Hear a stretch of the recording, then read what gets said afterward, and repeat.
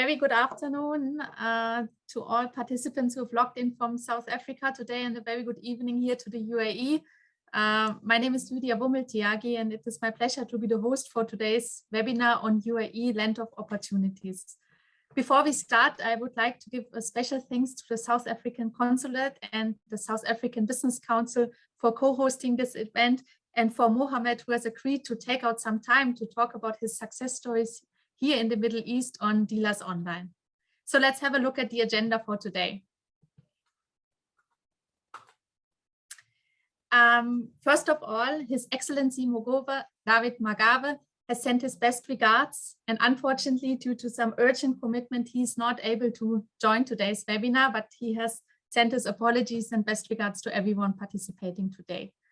Mbali Alami from the SABCO will then address the welcome note.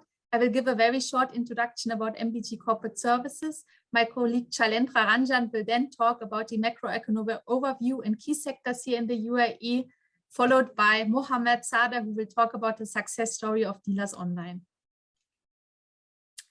So once again, special thanks to SABCO for co-hosting today's webinar, and I would like to welcome Mbali Delamini, who will be addressing the welcome note.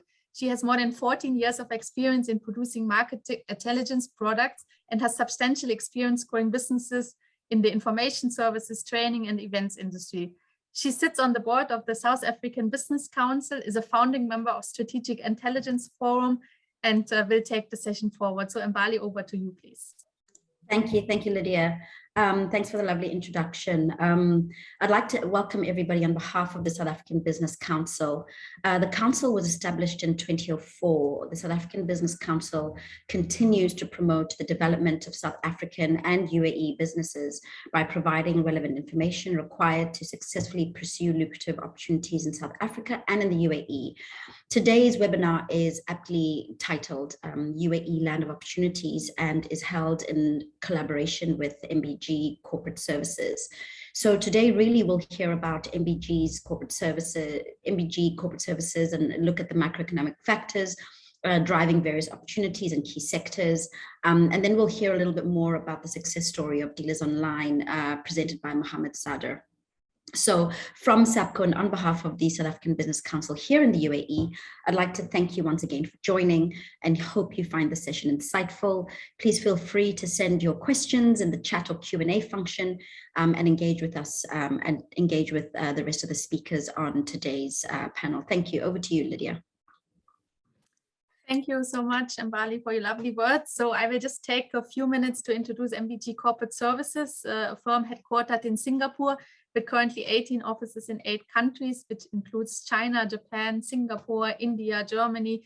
And here in the Middle East, we have a strong presence in Qatar, Oman, and around 300 professionals employed in our offices in Abu Dhabi, Dubai, and Sharjah here in the United Arab Emirates. We work globally with around 3,000 clients, out of which 100 are actually on the Fortune 500 list. When it comes to the services we are providing, actually we provide full support for investors coming here to UAE. So right from feasibility study, market entry, company formation, across the entire life cycle, including all compliance requirement up to even expansion or liquidation of entities, which we do with 8 in-house verticals. So of course, the traditional audit and assurance practice, we have a risk advisory team, so right from drafting of standard operating procedures, internal audit, AML regulation. We support around indirect and direct tax. There was a big announcement in the last week that corporate tax will be introduced here also in 2023. We have an M&A team. We have in-house legal teams, so they handle specifically the company formation services. Then Shailendra has joined us from the strategy, where we provide feasibility study support, and then also technology advisory services. So when it comes to the clients, we have experience in all the industries. So we have always subject matter experts who are working closely with our clients. That brings us also to the main topic for today, and I would like to thank Shailendra Ranjan, who's Director for Business Advisory Services, who has agreed to take the session. He has more than 20 years of experience in strategy and operation consulting across multiple industry. He has led several projects for public and private sector clients, has worked across sectors in Middle East, Asia, and US. His experience covers projects related to strategy consulting, feasibility studies, project management, process improvement, joint venture advisory, infrastructure planning, market study, bid process management, and business process re-engineering. So Shailendra, we are looking forward to your session, and over to you, please. Thank you so much, Lydia, for the introduction. Let me just try to share the presentation with everyone. A very good evening, everyone. Those who have joined from UAE, and a very good afternoon to the attendees from South Africa.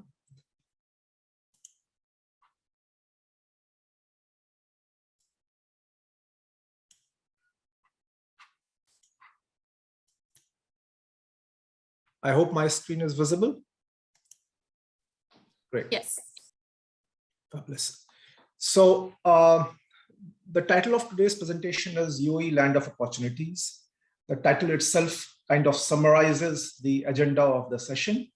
The main agenda is to highlight how UAE has grown over the years and what potential it beholds in front of us in the coming years. So before we deep dive into the main discussion, let me show you a couple of images. Does this image sound familiar to all of you? I hope it does.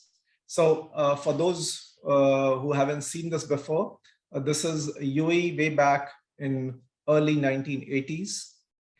Fast forward to 2022, this is what you see of UAE. So as you can see, in the last 40 years, over 40 years, UAE has transformed from a barren land, from a barren piece of desert to megalopolis that you see today. You can imagine if a country can transform from a barren piece of land to a land full of skyscrapers in just 40 years, how far can the country go in the next 50 or 60 years? As we speak, we are currently in the 50th year of UAE's formation. UAE has already chalked out a plan for the next 50 years for the centennial, which basically is suitably called UAE Centennial 2071. And the key pillars to achieve the vision that the leadership has for UAE in 2021 are basically four. First and foremost, the country wants to grow on the back of a knowledge-based economy. Secondly, the country wants to have a cohesive society, which will have residents from all nationalities with the best talent. Then it wants to have a focused governance. And last but not the least, it wants to realize the vision basis excellent education that it provides to the residents. Now, UAE has not grown to where it is currently by sheer luck. There are various factors which have played a key role in the growth of the country. The first and foremost, and the very obvious one, is that UAE enjoys a very stable political environment. Secondly, UAE is a strategic trade hub. As you all know, UAE, the growth story of UAE started with Jebel Ali Port. So by virtue of its location, it is a strategic trade hub. It also has several free zones, which makes setting up business very easy. The custom tariffs are between 0 to 5%. There's obviously no income tax in the country, which attracts the best of the talent from across the world. It has the world-class infrastructure, a major transportation hub. And last but not the least, UAE has introduced several measures to attract best talent from across the world. And one of them is a long-term visa scheme for investors. It also has introduced golden visa quite recently. So all these factors have played a key role in establishing UAE as a major economy in the region. And owing to that, it has won several awards also. For example, the UAE, the ease of doing business globally is ranked 16th across the world. Similarly, in the economic freedom parameter, UAE is ranking 18th. Property registration index, UAE is ranking 10th across the world. So these all awards and accolades that the country has won underscores the fact that UAE is a magnet for all the potential investors from across the world. Besides this, as you would all know, UAE is also a major hub for foreign direct investment, not only in MENA region, but across the whole of West Asia. UAE attracts maximum FDI. So that also plays a key role in the growth of the nation. In terms of the contribution of various sectors to the economy, as you can see from this chart, mining and quarrying, which comprises of crude oil and natural gas, plays a key role. It contributes to 29.8% of the total GDP contribution. Then you have wholesale and retail trade, manufacturing, construction, financial services, transportation and storage, real estate. These all sectors play a key role in the growth of UAE's economy.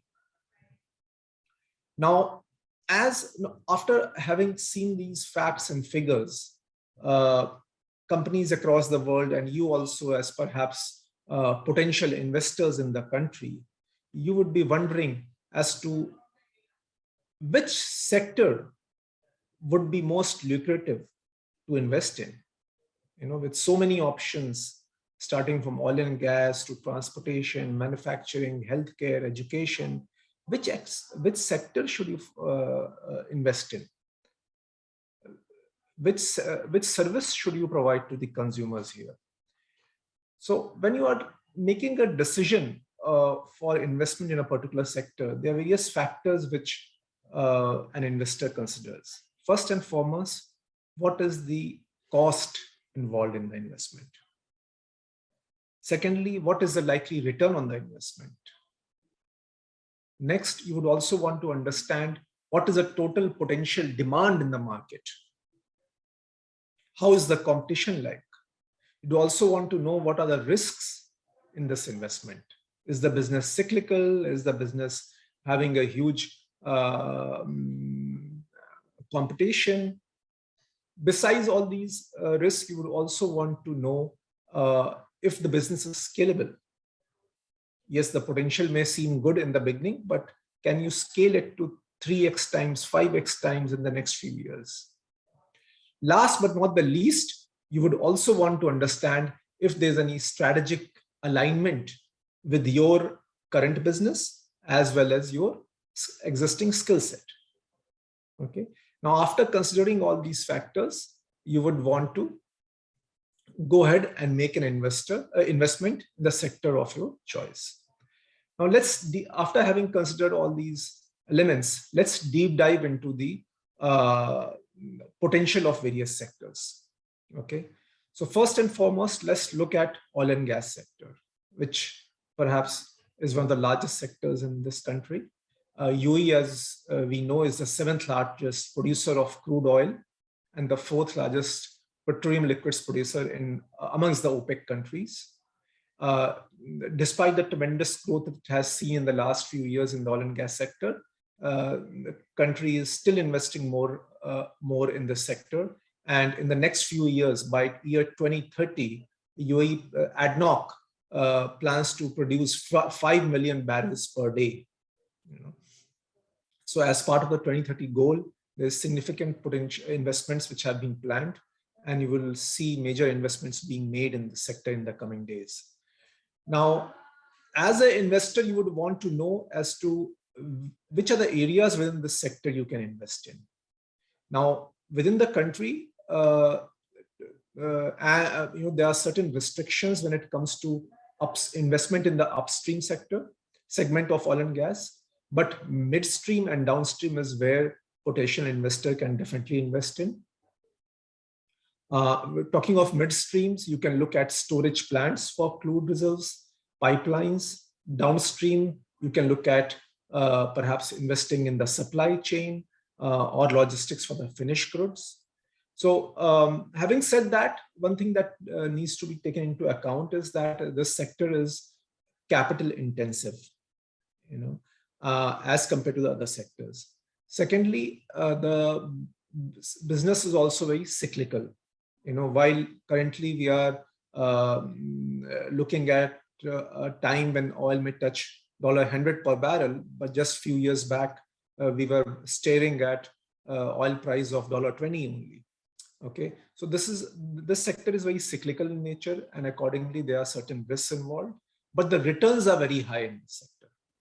Oil and gas, perhaps amongst all the sectors, the potential return on investment is very high in this sector. The next sector that we want to touch upon is the transportation sector. Now, within transportation, you have four segments. First is roadways, then maritime, aviation, and then railways. Roadways, as we all know, UAE enjoys a robust network of over 48,000 kilometers across the country. The road network, reaches to the remotest corner of the country, as well as the quality of roads that we have. The regular maintenance is world class. Talking of maritime, Jebel Ali Port in Dubai is one of the top 10 ports across the world. Besides that, we have several other ports. Kizad Port in Abu Dhabi is coming up, quite fast. Then you have other ports as well as smaller ports. Besides that, you also have cruise terminals. Total container traffic, which is the main traffic which comes to UAE as import, export, or transshipment, is close to 19 million TEUs. TEUs is basically one container, 20-foot container. Overall, there are 12 trading ports with over 300 berths in the country. Aviation, as you all know, is another big sector within UAE, with airlines such as Emirates and Etihad, kind of grown from UAE. And then you have one of the largest airports, which is Dubai Airport in the country. There's a huge potential for investment in the aviation sector also. The total number of passengers handled between 1996 to in 2019 rose to 92 million passengers. Just few years, around 20-25 years back, the total number of passengers were only 4 million. So you can see the staggering growth that has happened in the traffic being handled by airports in UAE. Besides passenger traffic, UAE airports are also handling air freight cargo, which also has seen robust growth.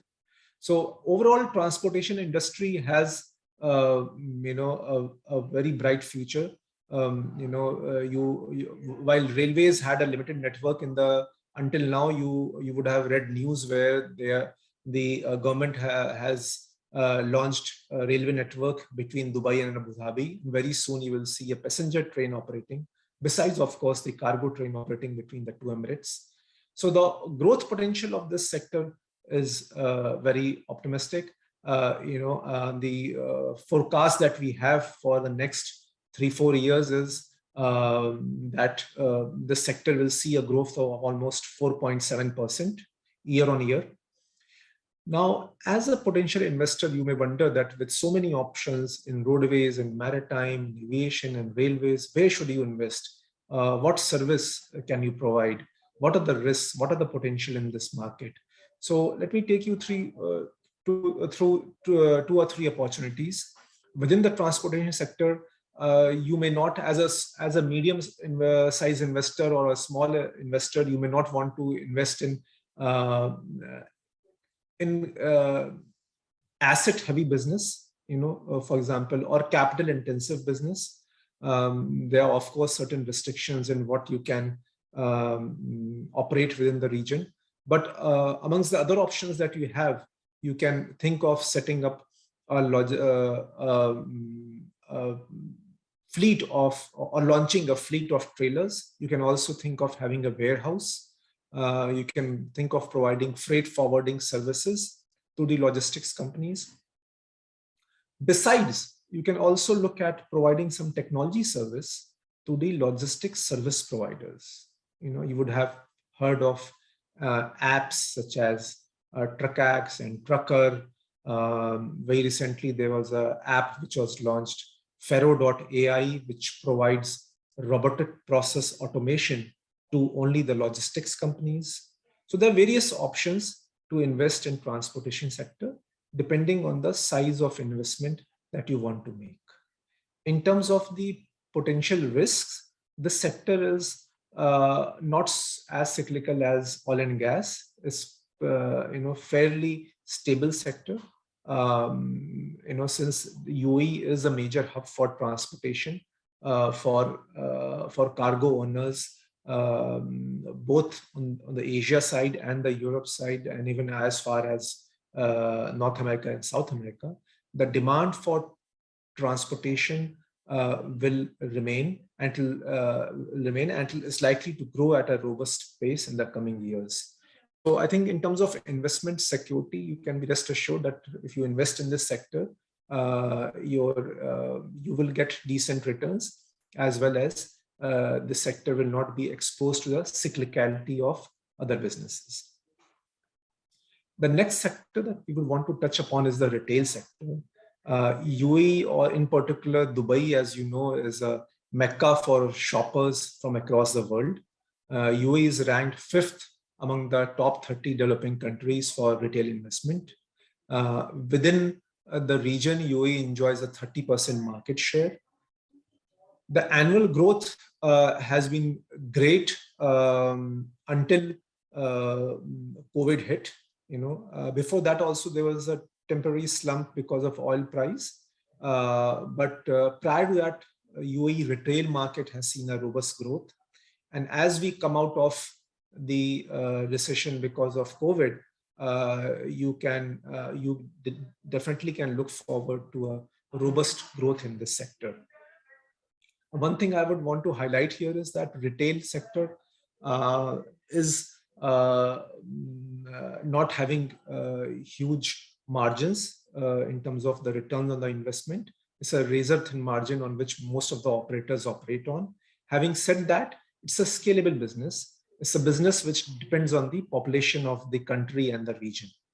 So while you can think of setting up business in UAE, you can also sell your goods in the GCC countries, and in fact, the whole of MENA countries.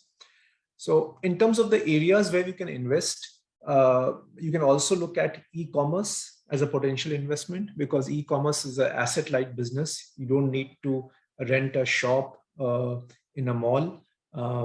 Besides, the exit and entry is also relatively easy. The growth driven by COVID has been very significant in the last 2 or 3 years. The expected e-commerce growth year on year until 2025 is expected to almost 19%. So definitely e-commerce is going to give a stiff competition to the brick and mortar retail industry. The industry size is likely to increase to $17 billion by year 2025. Now, while talking of e-commerce, we cannot ignore m-commerce. M-commerce is nothing but the shopping you do on the mobile phone. So if you look at the penetration of mobile phones in UAE, it has increased from 29% in year 2015 to 42% just year before, or in 2020. So in terms of the total size of m-commerce, it is almost $8 billion. It will be $8 billion by 2025. So in the next 2-3 years, you will see that m-commerce will have almost 40% or 50% of the total e-commerce market share. In terms of areas where you can invest in the retail sector, you can of course look at setting up brick and mortar store. You can invest in e-commerce. At the same time, you can be a trader. You can supply the goods to the retailers in the country. So, so this sector is, like I said earlier, it's dependent on the population of the country and the region. So UAE as a country has seen its population doubling every 20 years. So this is a country which is attracting population from across the world. So you can definitely see a robust growth in the sector, in the retail sector, as well as e-commerce sector in the coming years. Having said that, I would just want to reiterate the margins in this sector are not as high as other sectors, but the growth can be stable. The next sector that we want to touch upon is hospitality sector. Now, UAE, as you know, is a major attraction for tourists from across the world. Currently, Dubai alone has almost 127,000 hotel rooms. And the likely increase in the number of 1 to 3 star hotels is expected to be almost 2.7% in the coming couple of years. Amongst these 127,000 hotel rooms, you have 13,700 premium hotel apartments. So as you can see that UAE as a country is a major hub for hospitality sector. Within hospitality, you have many other subsectors, such as, it's not only hotel, but you have other industries also, such as restaurant and other service providers who cater to the tourists who arrive in the country. Hospitality sector has a major contribution to UAE's GDP. The total contribution is as high as 9% and is forecasted to increase to 12% by year 2025. The total contribution in absolute value is forecasted to be 55 billion by year 2025. So investment in this sector definitely will assure good returns. Having said that, it's a capital intensive industry. If you are thinking of investment in something like a hotel, you definitely have to make a huge investment. However, you can invest in services for the tourists who are coming to the country. So for example, you can set up a restaurant, you can provide food and beverages services to the restaurant here. You can also think of setting up recreation facilities. There are several travel agents in the country who provides services to the tourists in the country. So they are both capital intensive as well as low capital intensive businesses within the hospitality sector. And you, as an investor, you can definitely think of choosing an option which suits your budget. In the next sector that we want to touch upon is the healthcare sector. UAE is currently ranked among the top 20 nations in terms of healthcare spending per capita. Amongst the GCC countries, UAE makes 26% of the total healthcare expenditure. So with a country of this size within GCC, UAE is making almost 1/4 of the total healthcare expenditure. In terms of absolute value, the inpatient healthcare expenditure is likely to grow by 23% and outpatient also by almost same percent. Now, as an investor, you may wonder, like, there are various avenues in healthcare. For example, you can look at investment in setting up clinic, or if you have good budget, you can look at setting up a hospital. Other areas you can look at is pharmaceutical business, which is having a huge profit margin. You can also think of investing in devices and equipments. Technology is another area, health tech, where you can think of investing. So there are various avenues to invest in healthcare sector. This sector has been fairly stable in terms of the demand potential. Because of COVID, there has been increase in the demand for healthcare services. The government also has laying a lot of importance to this sector, and in the coming days, you will see a lot of benefits from the government to the investors in this sector. The sector is again dependent on the size of the population, which is likely to increase in the coming years. It's not as cyclical as other businesses, because as long as you have good strength of residents in the country, there will be a demand for healthcare services. So it's a pretty safe business to invest in. Other similar business that we would want to discuss is education sector.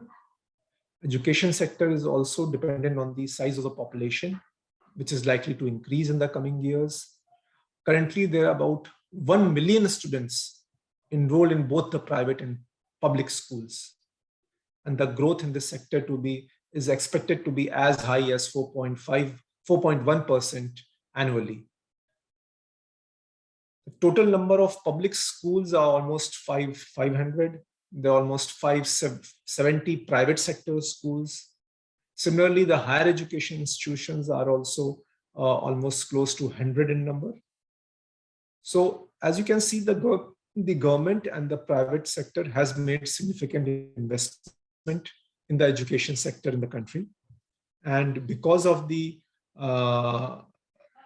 huge potential of this sector in the coming years, more and more investment can be expected.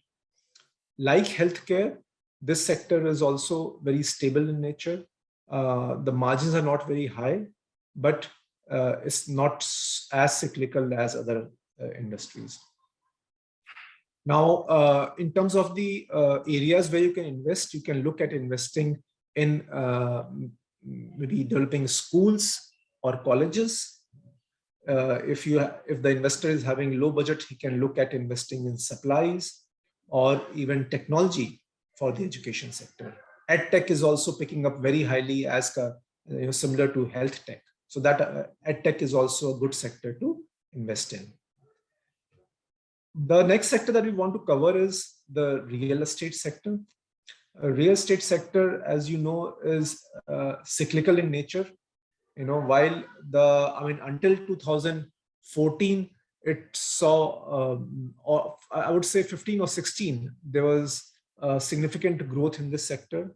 Thereafter, because of oil price crash and the oversupply in the market, it saw a slump. And then COVID came, which further kind of affected the growth rate in this sector. But since last year, the sector is picking up. And the worst is over, as we see. There is a pickup in demand in this sector. And in the coming years, we can definitely hope to see major investments coming in this sector. But as it's obvious, this is a capital intensive sector. The areas where you can invest in are both commercial and residential. So besides the commercial and residential projects, you can also look at investing in industrial areas such as warehouses and other facilities for the industry. So this sector again is having, in terms of return on investment, it is having good return on investment. But yes, like I said earlier, it's a cyclical business, and there can be a few years where you can go through a slump, but then again, it is bound to recover because the sector is dependent on the population size of the country, which is likely to grow year after year in the coming days. So I think overall, it's an investment which can definitely be looked at seriously, especially if you have a high budget. So I think with this, we have covered most of the key sectors which are there in UAE. I think it's very difficult to do justice and talk at length on every sector in a limited time, but I hope these slides have given you a good perspective on the potential demand in each sector, the inherent risks in each sector, the size of investment that is required to be made. Overall, basically, I hope this, this discussion would have helped you make a well-informed decision, or at least trigger some thoughts on which are the areas where you can look at investing in the coming years. And if you have any queries, I am happy to answer them.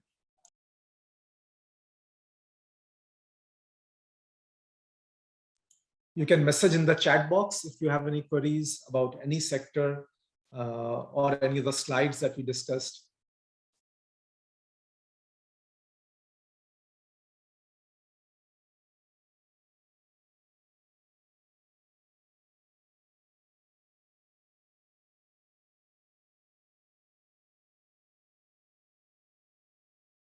There's a query which is coming on the insurance sector. So insurance sector has seen a robust growth in this region. It's you can classify it under financial services, but as it's obvious, this sector is dependent on the strength of population of country.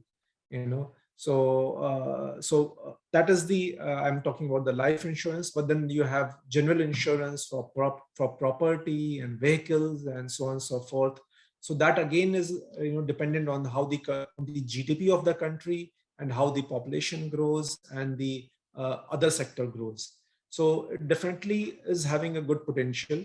There are risks, and those risks can be because of a few black swan events such as COVID coming in, where for example, talking of life insurance companies, they kind of suffered a big blow because of the deaths due to COVID in the last couple of years. So the payout sums that they had to make were huge. So likewise, there are some risks, but definitely this is a sector which has seen good potential. Few of the largest insurance companies already are present in the country. And personally, I am very optimistic about this sector. Anyone from e-commerce industry here? Anyone who has invested in e-commerce or thinking of investing in e-commerce?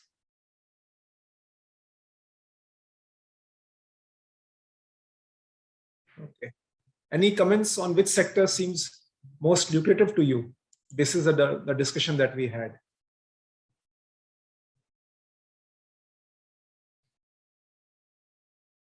So there's one question about ISO certification. So yes, people do take ISO certification in the beginning, as it is many a times required for various tenders that you are bidding for.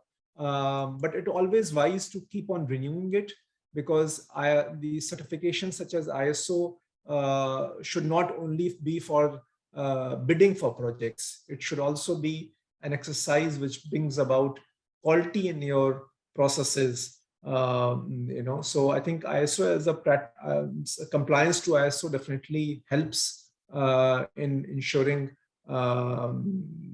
effectiveness of processes within the company, and you should be kind of renewing it every year rather than just kind of investing in the first year itself. I know there are SMEs who kind of do it only for the first year, but if you want to have robust systems in place, I think you should be continuing with it in the coming years as well.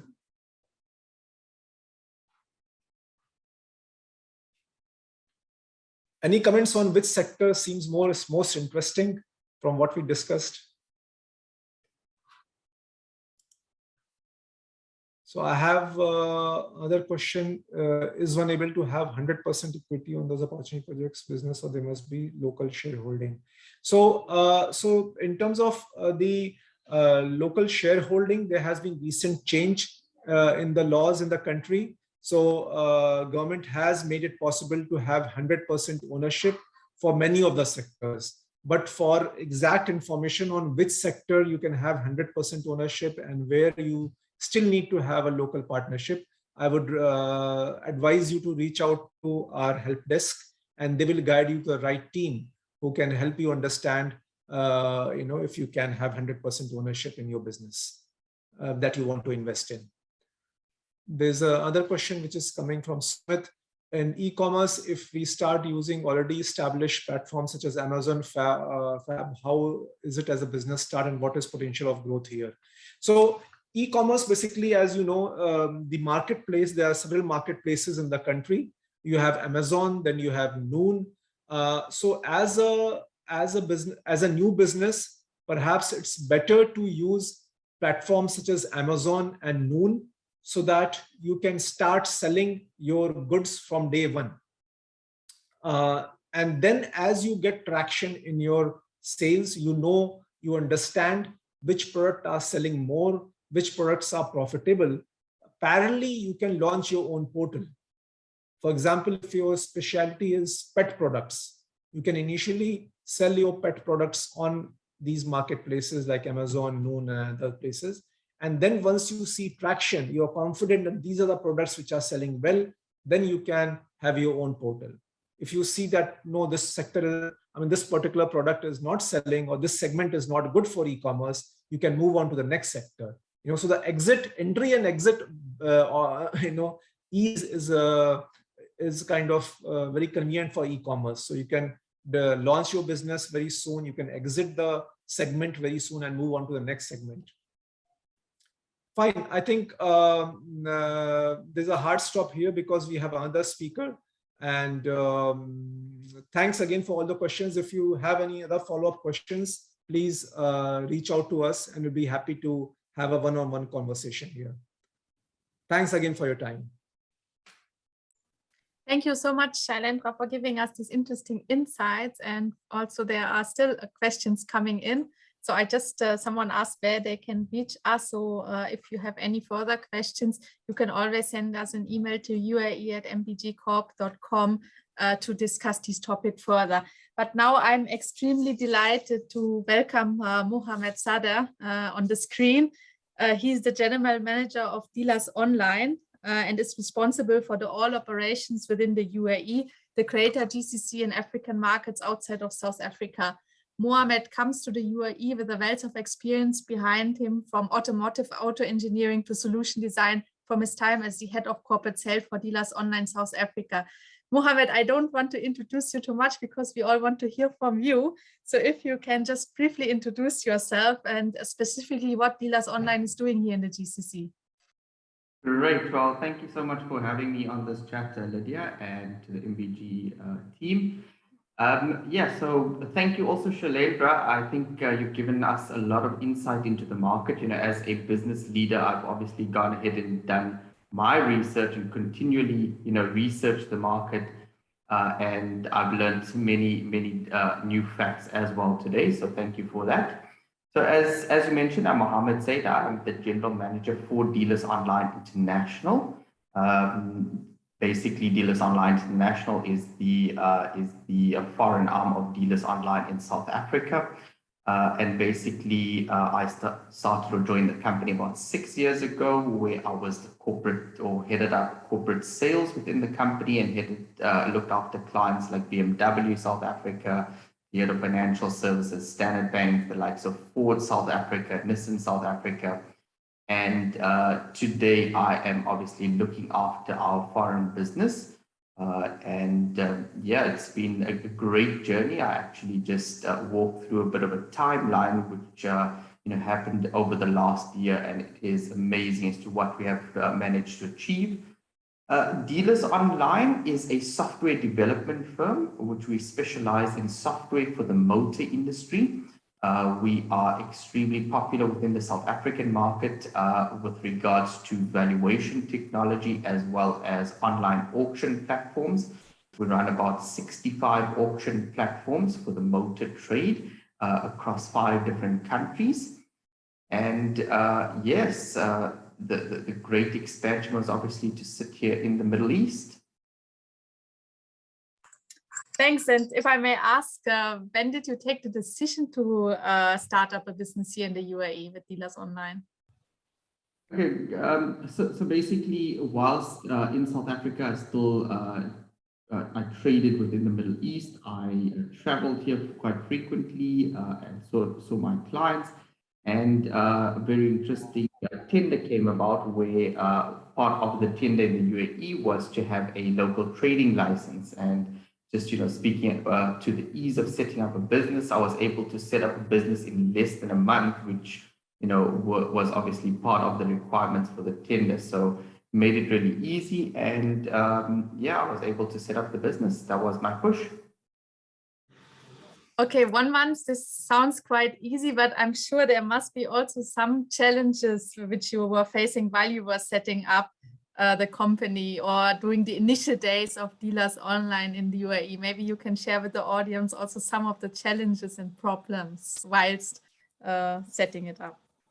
So Lydia, quite a short answer to this question is that there weren't many problems or issues or difficulties in setting up and establishing the business. You know, the initial ones were pretty much around some of the questions that came earlier on, you know, how to set up a company, where would you get ownership, what is the difference between a mainland company and a free zone company. So it was those. Then there was certain aspects like, you know, setting up a bank account, a corporate bank account, which required, you know, quite a large number of documents in order to set those up. So those were pretty much my initial hurdles, if I can call it. Okay, then I won't answer the next question because I think you already touched upon these points. But if you would talk to investors in South Africa, what would you tell them are the key success factors for setting up and operating a business in the UAE? So for me, it was pretty much aligning with, you know, support structures. For example, the South African Business Council, you know, they help to put me in touch with other like-minded businesses, you know, being able to speak in forums like this, joining multiple different webinars and, you know, physical events, you know, to get your brand out there. So those support structures work quite well. You know, also there's quite a wealth of South African businesses, you know, or South African run businesses within the UAE. And for me, that was very beneficial in, you know, understanding certain aspects, you know, certain aspects that came from South African individuals that could be put in perspective of South African happenings, you know, things such as taxation, annual renewals. You know, companies like MBG, you know, you can rely on those services and understand it from your within, if I can call it my own language, you know. So that made life a lot more easier, and it was definitely a game changer. Thank you for that. And now maybe connecting it back to Shailendra's presentation, which opportunities do you foresee here in the near and the long-term future? Sure. Dubai is the land of opportunities. So I would perhaps say that, you know, I for one, as a business leader, I tend to I would call it piggyback of what is happening in the city. So the UAE as a country leads that race on opportunities. Every, let's call it second week, there's some news of a new project being initiated by government. And I believe, you know, I just really make use of those opportunities to further my growth. So it's not that you have to only seek it out, but, you know, the government is working towards your benefit as well. I think there's also, you know, from my business point of view, from a longer term projection, we look into a lot more growth across the region. You know, a lot of the other GCC countries are a bit less advanced, so it helps and it creates more opportunities for my business and for many other businesses, and all while, you know, reacting to those opportunities from a very advanced city like Dubai. So you've got all of the technology, all of you know, things work, and you are able to conduct business from here across the region. You mentioned a few points about Dubai. This connects me to the next question. Like, as a South African, what do you value most here in the Middle East? Sure. So everyone's probably going to start, you know, with the first point being safety, which I definitely have to agree with. But I think for me, it's the fact that everything in the UAE, especially Dubai, really works. You know, government services, for example, can be delivered to your door. as a business leader, I focus on a high level of customer service. I live by customer service. And in my personal life, I demand the same. So for me, living in this land, having everything work is really just magnificent. Okay. I have a last question for you. You have talked a lot about your business and your experience here, but what do you do in your free time? What do you enjoy when you are not working? Well, I try not to work.